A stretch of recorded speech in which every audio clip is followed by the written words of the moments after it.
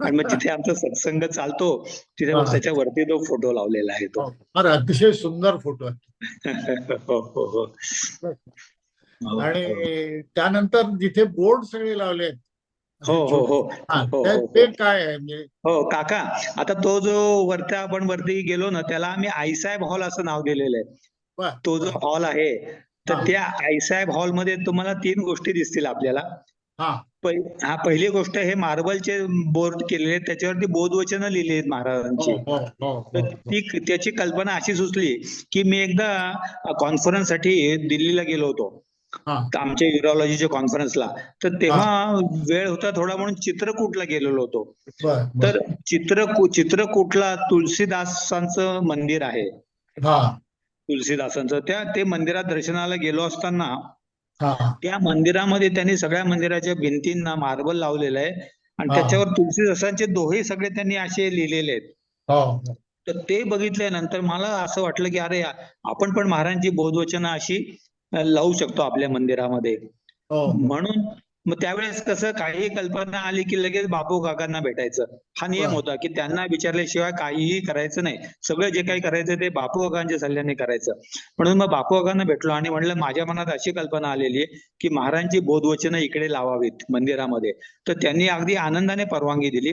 मग मी त्यांना म्हटलं काका की मी महाराजांची बोधवचनं कुठल्या कुठल्या पुस्तकात शोधून काढू. मग ते मला म्हणाले की डॉक्टर तुमच्याकडे जी महाराजांची पुस्तकं आहेत सगळी घेऊन या माझ्याकडे मग मी सांगतो. मग मी एके दिवशी सर्व पुस्तकं घेऊन गोंदवलेला गेलो आणि बापूकाकांकडे मोठा गठ्ठा ठेवला. म्हटलं काका माझ्याकडे ही महाराजांची एवढी एवढी पुस्तकं आहेत. मग त्यांनी त्याच्यातली सिलेक्ट केली. त्यांना जी नको होती ती म्हणले डॉक्टर ही पुस्तकं तुम्ही रेफर करू नका. ही पुस्तकं करा. म्हणजे आता जे बाबांनी लिहिलेलं चरित्र आहे किंवा प्रवचनाचं पुस्तक आहे जी आपली संस्थांमध्ये मिळायची.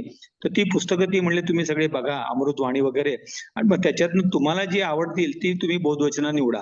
मग तशी मी बोधवचनं निवडली, त्यांना दाखवली, त्यांनी ती पसंत केली आणि मग म्हणाले हरकत नाही तुम्ही ते सगळे मार्बलचे बोर्ड लावा आणि एक सूचना अशी केली की जसे फार जवळ जवळ लावून गिचमीड करू नका म्हणाले. कारण ते वाचताना लोकांना त्रास होतो आणि काहीच आत जात नाहीत ते. त्याच्यावरती मनन चिंतन असं काही होत नाही. तर स्पेसिंग करून कमी कमी बोर्ड लावा. असं त्यांनी मला सांगितलं. मग त्या हिशोबाने आम्ही थोडं थोडं स्पेसिंग करून सध्या जे लावलेले आहेत ते हा तसे मला जी भावली आहेत. आता हा महाराजांची बोधवचनं खूप आहेत आणि खरं सगळीच भावणारी आहेत. परंतु हा कसं आहे काही काही लोकांना त्या त्या प्रसंगात ती बोधवचनं हो भावतात खूप नाही का. म्हणजे आपण ज्या मनाच्या हो अवस्थेत असू हो. त्या अवस्थेला ते सगळे बोधवचन आपल्याला खूप भावतं. त्यामुळे बरोबर. जी बोधवचनं मला खूप आवडली ती मी सगळी ती भिंतीवर मार्बलवर मला कोरून वाटतं तुम्ही लावलेली. मला वाटतं तुम्ही एक त्याचं पुस्तक सुद्धा छोटस हो प्रसिद्ध हो हो केलेलं आहे हो हो. बुद्धवचनाचं. कारण हा काय झालं ते बोधवचन सगळी काही मला लावता आली नाहीत. म्हणून मग मी सगळी काढली आणि म्हटलं मग आपल्या आपल्या ह्याच्यासाठी ठेवावीत आणि जर हा कोणी मागितली तर देतो मग त्यांना ती हो तशी. हो हो. असं ते केलेलं आहे काका. आणि आता त्या आयसा हॉलमध्ये आणखी 2 गोष्टी आहेत. हा एक ती पंचधातूची मूर्ती आहे. हो हो ती मोठी मूर्ती आहे. तर हो ती आपल्या सर्वांना कल्पनाच आहे की ते श्री सुहास समुद्र म्हणून जे बदलापूरला होते आहेत म्हणजे. बर तर त्यांनी बर. त्या बऱ्याच मूर्तींचं वाटप केलं. तर त्यातली हे एक मूर्ती त्यांनी मला दिली. तर एके दिवशी मला अचानक त्यांचा फोन आला की डॉक्टर एक मी मोठी मोठी मूर्ती तयार केलेली आहे आणि मला असं वाटतं की तुमच्या उपासना केंद्राला द्यावी. तर बर मी काही त्यांना मागितली नव्हती मला पाहिजे म्हणून. आणि बर. अशा मूर्तींची किंमत अनेक लाख रुपये असेल. हो आमच्या उपासना केंद्रात आम्ही कधीही पैशाचा विषय चर्चा केली नाही कधीच. की हो पैसे त्यामुळे आमच्याकडे काही पैसे पण नव्हते काही नव्हते. मग ते मला म्हणाले की डॉक्टर मला असं ते म्हणाले मला की मला महाराजांचा असा आदेश आलाय की ही मूर्ती तुम्हाला द्यावी. म्हणलं आनंद आहे काही हरकत नाही म्हणलं. पण माझ्याकडे पैसे काहीच नाहीयेत म्हणलं. मी तुम्हाला काही एक नया पैसाही देऊ शकणार नाही. ते म्हणले हरकत नाही म्हणाले. तरी तुम्ही ही मूर्ती घेऊन जा. तर मी बर फक्त म्हटलं माझी एक अट अशी राहील की ही मूर्ती जिथे तयार झाली तिथे त्यांच्याकडे मी एकदा जाईन आणि मला जशा पाहिजे तशा पद्धतीने मी मूर्ती घडवून येईल. कारण आम्ही तिथे उपासना करणार, त्याचं ध्यानधारणा करणार, मानसपूजा करणार. मग आमच्या मनातली हृदयातली मूर्ती आणि ती जर मॅच झाली नाही तर हो सगळी वेगळीच भानगड तयार होईल म्हणलं. हो तर हो. मग आम्ही 2 वेळा तिथे साठे म्हणून ते डोंबिवलीला त्यांचा कारखाना आहे. तिथे हा गेलो होतो आणि मग तिथे ते जे काही बारीक-सारीक गोष्टी आहेत म्हणजे महाराजांचा एक डोळा थोडा लहान आहे, कानाला पाळीला एक भोग पडलेला आहे वगैरे नाही का. तर ह्या बारीक-सारीक गोष्टी सांगून त्यांना ती तशी मूर्ती करून घेतली आणि फक्त मग काय ते समुद्र काका म्हणाले, "डॉक्टर कमीत कमी ट्रान्सपोर्टचा तरी खर्च करा." तर म्हटलं, "काका तेवढा करेन." मग तो सुद्धा खर्च आमच्या सगळ्या भक्त मंडळीनेच केला. म्हटलं तुम्ही लोक जा तिथे. मी गेलो ते सगळे 8-10 लोक गेले. त्यांनी ते उचलायला इतकी प्रचंड जड आहे आणि हा. खूप म्हणजे ते शिफ्टिंग करणं खूप अवघड आहे.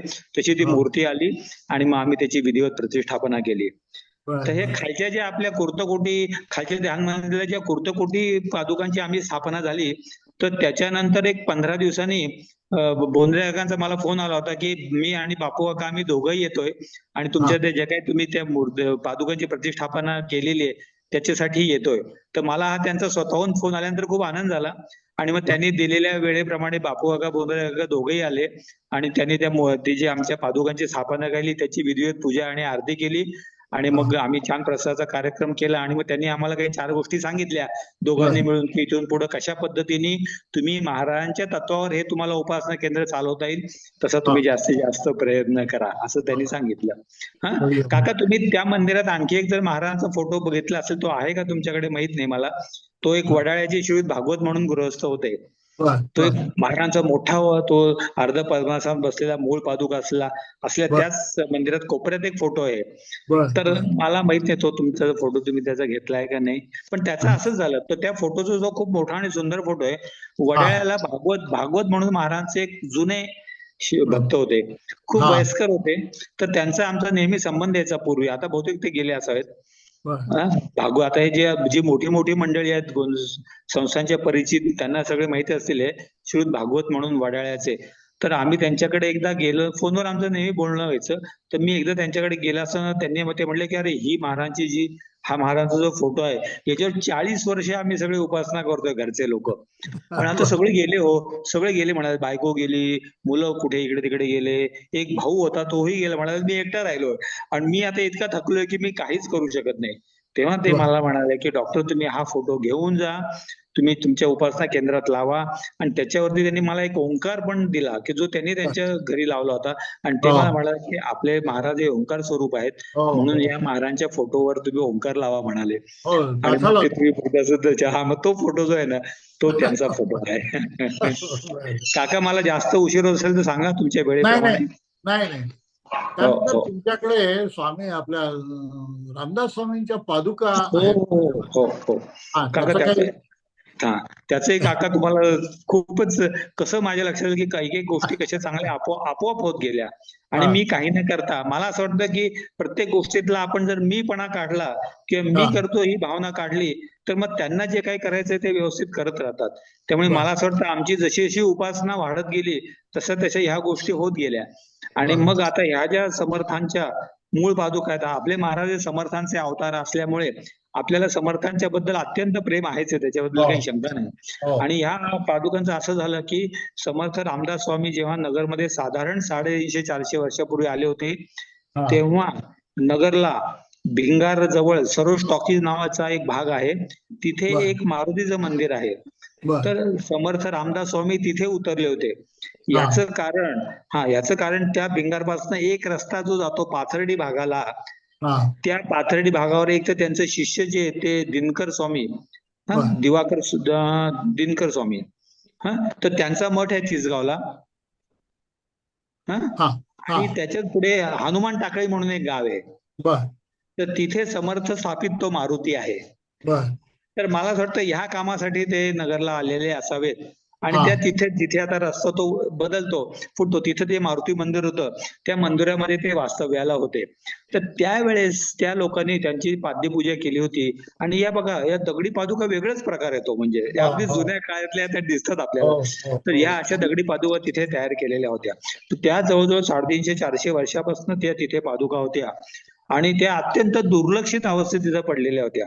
म्हणजे बर, त्यानंतर मंदिराचं अनेक वेळा रिनोव्हेशन झालं परंतु काय त्या लोकांनी फक्त या पादुका ठेवल्या बाकी सगळं तिथलं बदललं आणि ती मूर्ती आणि पादुका अशा राहिल्या. तर त्या पादुकाकडे कुणी लक्ष देत होतं ना अगदी एका कोपऱ्यात त्या मंदिराच्या मूळ मंदिराच्या बाहेर कुठेतरी आडगळीत त्या अशा पडलेल्या होत्या. हा. तर आपल्या उपासना केंद्रातल्या एक भगिनी त्या मंदिरात जायच्या दर्शनाला. तर एके दिवशी त्यांना तिथे या पादुका दिसल्या. मग पादुका दिसल्यानंतर त्यांनी ते मंदिराचे जे मुख्य होते किंवा त्या मंदिराचे मालक म्हणून त्यांची जागा होती ती. मग त्यांनी त्या मालकांना अशी विनंती केली की ह्या ज्या पादुका आहेत समर्थांच्या तर या इथे तशाच पडलेल्या आहेत, तुम्ही काय त्याचं काही व्यवस्थित होत नाहीये, तर तुम्ही जर मला परवानगी दिली तर मी आमच्या सरांना विचारते, मग ह्या आम्ही आमच्या उपासना केंद्रात घेऊन जाऊ. तर मला जेव्हा त्यांनी ते विचारलं, मला खूप आनंद झाला. अरे म्हणलं अगदी लेके आओ कभी भी अर्जंट. स्वतः त्यांना भेटलो मग आणि मग आम्ही त्या घेतल्या, आणल्या आणि अत्यंत शास्त्रशुद्ध पद्धतीने विधिवत यज्ञ, पूजा-बिजा करून बोंधळे काका त्या कार्यक्रमाला आले होते. आणि बर. मग आम्ही त्या पादुका ज्या आहेत, समर्थांच्या पादुका अगदी व्यवस्थित ते त्या जे तुम्ही बघितल्या तिथे स्थापन केल्या. समर्थांचा म्हणजे मला असं वाटतं ही महाराजांचीच इच्छा दिसते. पण आपण हो. गोंधळला ते बघतो समाधीच्या वरती महाराजांचा, समर्थांचा फोटो आहे आणि त्यांचाच अवतार आहे तो पुढे कार्य करणारा. त्यामुळे मला असं वाटतं ही महाराजांची इच्छा असावी की नगरमध्ये असलेल्या या समर्थांच्या मूळ पादुका या उपासना केंद्रात याव्यात आणि नगरच्या भक्त मंडळींना आहे त्यांचा कृपा, आशीर्वाद आणि शक्ती मिळावी साधनेसाठी. या दृष्टिकोनातनं त्या तिथे आल्यात आणि आम्ही अगदी त्याची व्यवस्थित रोज पूजा वगैरे करतो, जेवढे शक्य असेल तेवढे आणि नमस्कार करतो. हो. हो. त्यानंतर ब्रह्मानंद महाराजांच्या तुमच्याकडे पुन्हा हो हे हो आहे. हो हो हो हो. तर ते कमाल ते ते सगळ्या आठवणी मला खूप सांगताना आनंद होतो. कारण तो सगळा आमचा कसा प्रवास झालेला आहे ना मंदिराचा. आणि मला असं वाटतं हा मंदिराचा प्रवास नसतो, हा आपल्या स्वतःच्या जीवनाचा प्रवास असतो. आपण प्रवास करता करता कसे आपण बदलत जातो आणि कसे प्रसंग घडत जातात, नाही का? आता हे हो. ब्रह्मानंद महाराजांचं महत्व खरं आम्हाला म्हणजे अजूनही कळतं असं नाही, पण काहीच कळत नव्हतं. आणि जेव्हा ते ब्रह्मानंद महाराजांचं थोडं महत्व कळायला लागलं, की अरे ब्रह्मानंद महाराज म्हणजे भलतंच प्रकरण आहे. आणि हे जर सगळं जिथं आज परिस्थिती अशी आहे, की गोंदवले संस्थान जे आहे, ते सगळं ब्रह्मानंद महाराज चालवतायत. हा. ती जी शक्ती आता महाराजांचे ते शिष्योत्तम, शिष्य शिरोमणी. त्यामुळे हो. आपल्या गुरूंचं संस्थान तर ते चालवणारच व्यवस्थित काळजीपूर्वक. आणि हो. ते देहात असतानाही चालवायचे. त्यांनी समाधी मंदिराची उभारणा केलेली आणि आज सुद्धा संस्थान जे चाललेलं आहे त्यांच्या मार्गदर्शनानुसार त्यांनी जे सांगितलंय कशा पद्धतीने उत्सव करायचा, त्या पद्धतीने त्यांनी सांगितलेल्या नियमानुसार ते सगळं चाललेलं आहे. मग म्हणलं संस्थान सगळं जर ब्रह्मानंद महाराज चालवतायत, तर हे आपलं मंदिर पण त्यांनी तेच चालवतायत पण आपल्याला कळत नाही. असं हा. माझ्या लक्षात आलं आणि जेव्हा मला ते वाटलं, की नाही हे ते चालवतायत आपण त्यांच्या पण पादुका आपल्याकडे कारण गोंदवलेलाही तिथे ब्रह्मानंद कोठीमध्ये त्यांच्या पादुका ठेवलेल्या आहेत. आणि मग त्या पादुका बघून मला असं वाटलं, की असावं. आता मला सगळंच असं वाटायचं, की गोंदवलेसारख्या सगळ्या गोष्टी आपल्या नगरला असाव्यात. पण आता हा सगळा बाळ हट्ट पण मला खूप आनंद होतोय, की महाराजांनी माझे सगळे हट्ट पुरवले हो. आणि हा. अगदी अगदी पुरवले. तर मी म्हणलं ब्रह्मानंद आणि मला काहीच त्रास पडला नाही त्याच्यासाठी. मला असं वाटतं ज्या गोष्टी अगदी सहज होत जातात ना, ती देवाची इच्छा असते म्हणून होत जातात. ज्या गोष्टींसाठी आपल्याला खूप परिश्रम करावे लागतात, वेड्या-वाकड्या गोष्टी कराव्या लागतात, त्रास होतो, ती देवाची इच्छा नसते. असं साधा सरळ आहे. तर या हो. ब्रह्मानंद महाराज माझ्या पादुकांचा विचार आला आणि मी म्हणलं बुवा आपल्याला ब्रह्मानंद महाराजांच्या पादुका पाहिजेत. हा. तर मी असं विचार केला तर आपल्या ब्रह्मानंद महाराजांच्या पादुका कोण देणार? नाही का? कारण आपलं कसं आहे आता संस्थांमध्ये पण असं काही ब्रह्मानंद अशा पादुका देण्याची पद्धत नाहीये ती. हो. मग आपल्याला तर पादुका पाहिजेत, मग कोण देणार? मग मला असं वाटतं, की सध्या जे कर्नाटकातले सत्पुरुष आहेत, नाही का? श्रीयुत दत्तांना गुरुजी हेबळलीचे, हा. नाही हा. का? नगरला ते अनेक वेळेला येऊन गेलेले आहेत, भेटलेत हा. मला. तर मला असं वाटलं, की ते आपल्याला या बाबतीत मदत करतील. म्हणून हम्म. मी एके दिवशी सहज संध्याकाळी त्यांना फोन केला. अगदी सहज 5:30-6 ची वेळ होती. आणि म्हटलं, "गुरुजी असं-असं आहे." माझ्या मनात अशी कल्पना आली, की ब्रह्मानंद महाराजांच्या पादुका आमच्या उपासना केंद्रात असाव्यात. हा. तर मी काय करू? तेव्हा त्या गुरुजींना इतका आनंद झाला आणि ते म्हणाले, "डॉक्टर तुम्ही काहीच करू नका," म्हणाले. "मी तुम्हाला त्या पादुका एकदम छानपैकी तयार करून देण्याची जबाबदारी माझ्याकडे लागली," म्हणाले. तर मी म्हटलं, की माझ्या मनात नुसती कल्पना आली, की त्यांच्या पादुका असाव्यात आणि ते लगेच तयार झाले. ते मला काय म्हणाले, की त्यांच्या स्वयंपाकघरात हेबळलीला ब्रह्मानंद महाराजांच्या ज्या मूळ पादुका आहेत, ते म्हणाले, "मी त्या पादुकांवरनं तुम्हाला त्या पादुका." आणि ते कर्नाटकातलं कुठलंतरी एक गाव सांगितलं, माहित नाही मला त्यांनी. ते म्हणले, "मी 8 दिवस तिथं आहे, तर मी स्वतः उभं राहून ते बघून मला जशा पाहिजेत त्यांच्या त्या पादुकांच्या ह्याच्याप्रमाणे, आकाराप्रमाणे तशा मी तुम्हाला करून देईल," म्हणाले. त्यांनी दिलेल्या शब्दाप्रमाणे त्यांनी त्या अत्यंत सुंदर काळ्या पाषाणातल्या त्या ब्रह्मानंद महाराजांच्या पादुका म्हणजे त्याच्यावर आपला ब्रह्मानंद महाराजांचा फोटो आहे ना, तर बघा त्या फोटोतले त्यांचे चरण आणि त्या पादुका अगदीच बरोबर दिसतात सगळ्या त्या. तर त्यांनी त्या अशा सुंदर पादुका आम्हाला करून दिल्या आणि मग आम्ही नगरची 100-125 भक्त मंडळी गेलो होतो तिथे आणि आपल्या सगळ्यांनाच माहिती आहे तिथे त्यांनी अत्यंत प्रेमाने, अत्यंत आनंदाने आमचं स्वागत करून आणि आम्हाला खूप भरभरून प्रेम दिलं आणि ते पादुका सुद्धा त्यांनी स्वतः उन्हामध्ये काही न करता आम्हाला त्या गाडीमध्ये आणून म्हणजे इतक्या प्रेमाने दिल्या आणि इतकं आग्रहाचं जेवण सगळं, की आम्हाला ते काही काळ आपण महाराजांच्या वातावरणात किंवा ब्रह्मानंद महाराजांच्या वातावरणात गेल्यासारखं असं वाटलं. त्यामुळे हो. गुरुजींचे आमच्यावर अनंत उपकार आहेत की त्यांनी आम्हाला त्या अत्यंत सुंदर ब्रह्मानंद महाराजांच्या पादुका दिल्या. आणि मग मला असं वाटतं कसं आहे, खरं आपल्या मनाचे खेळ असतात. मग त्यानंतर मला इतकं मी रिलॅक्स झालो. म्हणजे आधी उगाचच मला असं वाटायचं की अरे आपल्यावर जबाबदारी आहे, आपल्याला हे करायला पाहिजे, उत्सव करायला पाहिजेत, लोक अन्नदान, म्हणजे तो मूर्खपणा होता माझा की आपल्यावर जबाबदारी आहे आणि आपण करतोय. पण ब्रह्मानंद महाराजांच्या पादुका आल्यानंतर मी इतकं रिलॅक्स झालो, कारण माझ्या हे लक्षात आलं की करणारा आपण कुणी नाहीये, हे बसलेले ब्रह्मानंद महाराज आणि ते सगळे करतायत. पण हे सगळं कळायला कितीतरी वर्ष लागत गेले हो. हळूहळू ते कळत गेलं की ते करतायत, त्यांची शक्ती करते. आणि त्या पादुका आल्यानंतर आम्हाला खूप आनंद झाला त्याचा. हो. तर मला एक मोठी गमतीशीर गोष्ट तुमच्याकडे आढळली की वर शनी महाराजांची मूर्ती ठेवली आहे. शनी महाराजचं प्रकरण तुम्ही आज तुम्हाला सांगतो. हा आपला हे सगळे शनी महाराज कसे आले ते सांगतो तुम्हाला. आपल्या सगळ्यांना माहितीये, खूप छान आठवणी येतो काका, सांगतोच तुम्हाला मी आता. हा. तुम्हाला सांगतो आता नगरमध्ये गोंधळ, आपल्याकडे करोना सुरू झाला. हा. किती 5-10 मिनिटं आहेत ना काका? हो, अगदी अगदी अगदी तुम्हाला माझं मन मोकळं करून सांगतो सगळं. अगदी अगदी अगदी. तर आपल्याकडे कोरोना सुरू झाला. हा. आणि करोना सुरू झाल्यानंतर अत्यंत गंभीर वातावरण होतं सगळीकडे, आपल्याला सगळं माहिती आहे ते. आणि हा. काय घरातनं बाहेर पडायचं नाही, काय करायचा प्रश्न पडला. मी सारखं गोंधळला जायची सवय झालेली, जाता येत नव्हतं. तशा याच्यामध्ये आम्ही डॉक्टरेट सांगून ते पास बीस काढून आम्ही जायचो तिकडे गोंधळल्यात. सगळं बंद असायचं, त्या गेटच्या बाहेर दर्शन घ्यायचो आणि काहीतरी असं सगळं चाललं होतं. आणि करोनाची भीती तर खूप होती. हा. करोनाची भीती सगळ्यांनाच होती. आणि त्याच्यामध्ये तो पहिला आम्हाला डॉक्टर लोक तर जास्त एक्सपोज झालेले होते. तर सगळ्यात पहिल्यांदा त्या दुसऱ्या लॉटमध्ये मला तो स्वतःला करोना झाला. काका थोडक्यात आमची राम मंदिराची कल्पना पण माझ्या डोक्यात कशी आली ते 2 मिनिटात सांगतो. हो हो अगदी. तर मला ते पहिला मला करोना झाला. तर ते करोना झाल्यानंतर पहिले ताप बी प्यायचा, मी म्हणलं अरे कुठला, आणि तो करोना मी गोंधळलेला आलो आणि येताच मला ताप आला एके दिवशी, म्हणजे जे त्याला आता 3-4 वर्ष जे काही झाली ती. तर मी म्हणलं ठीक आहे, काय असेल तर काय, करोना असेल, डॉक्टर असल्यामुळे अर्धवट नॉलेज होतच ते. 2-4 दिवस घरी काढले आणि काही ताप कमी होईना. आणि मग काय जेवण द्यायला ताप कमी होईना म्हटल्यावर एके दिवशी पोरं आपले सगळे घाबरले. मुलगा मुलगी बायको, ते म्हणले आता काही बडबड करायची ते डायरेक्ट हॉस्पिटलमध्ये ऍडमिट व्हायचं. तर मग त्यांनी मला इथे नगरच्या एका हॉस्पिटलमध्ये ऍडमिट केलं. आमचे मित्र होते ते. तर तो एक वेगळाच इतिहास आहे काका खरं. ते काय ते सांगायला वेळ नाही आपला तिथे कसं झालं. कारण डॉक्टरनी जेव्हा मला डिस्चार्ज दिला ना, तेव्हा ते मला म्हणले की डॉक्टर मी तुम्हाला काय ट्रीटमेंट दिली मलाच कळलं नाही. तुम्ही कसे बरे, तो एवढा नगर मधला सगळ्यात मोठा डॉक्टर. तर तो म्हणला की डॉक्टर कसे काय तुम्ही बरे झालात मला काहीही माहित नाही. मी काय ट्रीटमेंट होतो ते मलाही माहित नाही. हा सगळा चमत्कार आहे म्हणे. पण मी एक 8 दिवसात सगळा व्यवस्थित बरा झालो आणि मग तिथनं बाहेर आलो. तर 8 दिवसात जेव्हा मी हॉस्पिटलमध्ये ऍडमिट होतो तेव्हा करोना असल्यामुळे कोणाला आत यायला पण परवानगी नव्हती आणि खूप हाल व्हायचे हो लोकांचे तेव्हा. तो वेगळा विषय, कोणी सिस्टर यायच्या नाहीत, डॉक्टर यायचे नाहीत. पण आमची बिचारी प्रेमाची बायको रोज मला डबा घेऊन यायची, ते सगळं बाउल घेऊन घालायची, डोक्याला तेल लावून द्यायची, सगळं अंग विंग दाबून द्यायची. मग तिने तो विचार नाही केला की आपल्याला करोना होईल म्हणून.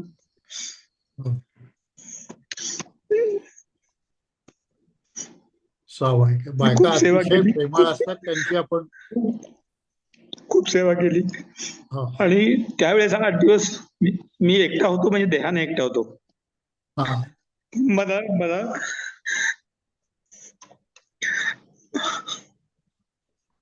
मनाने मी मुक्कामाला थोरल्या राम मंदिरात होतो गोंदवल्याला.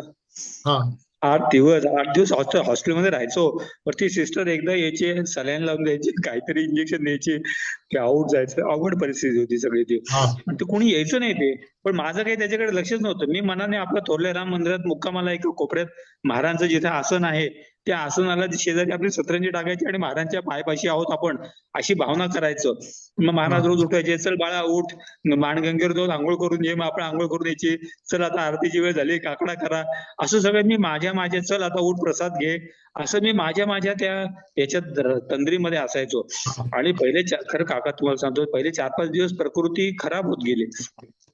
हे काहीच समजत नव्हतं, डॉक्टरने कळत नव्हते, मलाही कळत नव्हतं. आणि मग एके दिवशी संध्याकाळी मला असं वाटलं की अरे आपलं काही खरं नाही बरं का, आपण आता याच्यातनं जगतोय का नाही काही सांगता येत नाही. अशक्तपणा वगैरे वाढला होता. त्यामुळे मला जरा खूप मला काळजी नाही वाटली, पण मला फिलिंग असं आलं की आपण काय आजची रात्र काढणार नाही बहुतेक. म्हणून मी आमच्या बायकोला फोन केला. काका तेव्हा मला फोन पण वापरता येत नव्हता. मी त्याच्यानंतर फोन वापरायला लागलो. मला फोन खरं मी म्हणजे फोनवर जास्त नुसतं कधीतरी आले गेले बोलणं असं होतं. पण त्याच्यानंतर आमच्या मुलांनी मला हा मोठा स्मार्टफोन घेऊन दिला, की बाबा ही काळाची गरज आहे, तुम्हाला शिकावं लागेल. आणि आज मला खूप आनंद होतो, तुम्ही मला थोडं पुढं पाठवून झूमवर कसं बोलायचं ते शिकवलं. माझ्या आयुष्यात ही पहिली झूमची मीटिंग करतोय मी. अगदी खरं आहे ते. तर मग तिथे मी 8 दिवस मनाने सगळं त्या थोरल्या रामामध्येच होतो. आणि तुम्हाला सांगतो ज्या दिवशी मी संध्याकाळी सीरियस वाटलं मला आणि कसा चमत्कार असतो बघा, आता खूप अनुभव आपल्या सगळ्यांनाच येतात, सगळे महाराजांचे अनुभव. जे काय असतील कोणी म्हणलं मनाचे खेळ ते हरकत नाही. पण प्रत्येकापुरतं त्या अनुभवाचं महत्व असतंच. हो. तर ते मला काय झालं तर त्या दिवशी रात्री खूप अवघड परिस्थिती होती. बायकोला फोन केला म्हणलं, "गौरी माझं काही खरं नाहीये. उद्या सकाळी सकाळपर्यंत काय मी तुला फोन करू शकेल का नाही मला माहित नाही" म्हटलं. "मला असं वाटतं परिस्थिती गंभीर आहे." तर ती घाबरली तिकडे ती घरी एकटीच होती. मुलं शिकायला बाहेर आणि हॉस्पिटलचं सगळं बघायचं आणि खूप तेव्हा सगळं कोरोनाचं गंभीर वातावरण. ती घरी एकटी ती सगळी काळजी करत होती आणि मी तिला असा फोन केला. पण काका काय मध्यरात्री 2-2:30च्या सुमाराला समोर एक त्याला तुम्ही स्वप्न म्हणा किंवा काय दर्शन म्हणा, काही साक्षात्कार म्हणा, कुणी काही म्हणू द्या. पण काय घडलं ते सांगतो तुम्हाला. म्हणजे मी असं जरा अर्धवट जागा, अर्धवट झोपलेला आणि मग राम मंदिरात होतो. मनाने मी सगळं राम मंदिरात होतो. मग महाराजांनी उठवलं मला. "अरे बाळा उठ" म्हणाले. उठलो मी म्हणाले. आणि मग म्हणाले, "चल थोरल्या रामासमोर उभा राहा." आता गोंधळात ते महाराजांचं शेजघर आणि हो. महाराजांचं सिंहासन आणि थोरलं राम मंदिर ते तसंच तिथे आहे. तसं आपण जे आता इथे बनवलंय, अगदी हा. तशा पद्धतीचं तिथं आहे. तर मग हे सगळं हा. मनातच हां. महाराज म्हणले, "आता उठ" म्हणाले, "बाळ उठ" म्हणाले आणि "चल" म्हणाले इथे रामासमोर. मी रामासमोर उभं राहिलो. महाराज शेजारी उभे राहिले आणि महाराज मला म्हणाले, की "अरे बाळ तुला जरा मृत्यूची भीती वाटते ना?" म्हणाले. म्हटलं, "महाराज हो भाऊ वाटते भीती. आता काय समजत नाही खरं काय होईल काय नाही" म्हणाले. तर मग महाराज म्हणाले, की "तू काळजी करू नकोस" म्हणाले. "तू काही मरणार नाही" म्हणाले. "मी सांगतो तुला तू काही मरत नाहीस" म्हणाले. "पण मला तुझ्याकडनं 3 आश्वासनं पाहिजेत" म्हणाले. हा. हां, ही माझी अट आहे म्हणाले. तू जर त्या अटी पाळणार असशील, तर मी तुला खात्रीने सांगतो मी रामरायाला सांगून तुझं काम करून घेईन. तू मरणार नाहीस म्हणाले. अहो म्हणलं महाराज आनंदाने तयार आहे, उडी मारून. म्हटलं कुठल्याही मला अटी सांगा, तुमच्या सांगा. मग महाराजांनी मला 3 अटी सांगितल्या. हा. महाराज म्हणले, "इथून पुढल्या आयुष्यात कधीही कोणाचं गुरुपद स्वतःकडे घ्यायचं नाही." हा. म्हणलं म्हणलं महाराज हा काय संबंध आहे आपला म्हणजे माझ्या मनात किंचितही असा विचार नाही. कारण कसं आता हे उपासना केंद्र चालवताना लोक पाया पडतात. काही काही पण म्हणतात नाही का उगाचच काहीतरी हे करत बसतात ते करत बसतात आपण घसरायची शक्यता असते नाही का त्याच्यामुळे मी ते म्हणले की बुवा तू स्वतःला काही कोणाचं गुरुपद तुझ्याकडे घेऊ नको म्हणलं महाराज मी स्वप्नातही कधी असा विचार केला नाही आणि लोकांनी किती काही म्हणलं तरी मला त्याची सगळी पूर्ण कल्पना आहे त्यामुळे मी कधीही कोणाचंही गुरुपद माझ्याकडे घ्यायचा प्रश्न नाही म्हटलं महाराज मान्य पहिली अट मग ते म्हणले दुसरी अट आता म्हणलं सांगा महाराज मला ते उत्साह वाढत गेला ते म्हणले परस्त्री परधन आणि परनिंदा ही 3 पथ्य कायमची पाळायची महाराज म्हटलं मी आता हे सगळं जरा अवघड म्हणजे एक मला महाराज जरा अवघड प्रश्न टाकत होते पण महाराज म्हटलं महाराज मी 100% प्रयत्न करणार पण अजून काही मी त्या स्टेजला गेलेलो नाहीये केव्हा कुठं घसरलो तर काय मला सांगता येत नाही म्हटलं पण ही 3 पथ्य पाळण्याचे मी शेवटपर्यंत प्रयत्न करणार पण कधी जर घसरण्याचा प्रसंग आला तर तुम्ही मला सांभाळा म्हणलं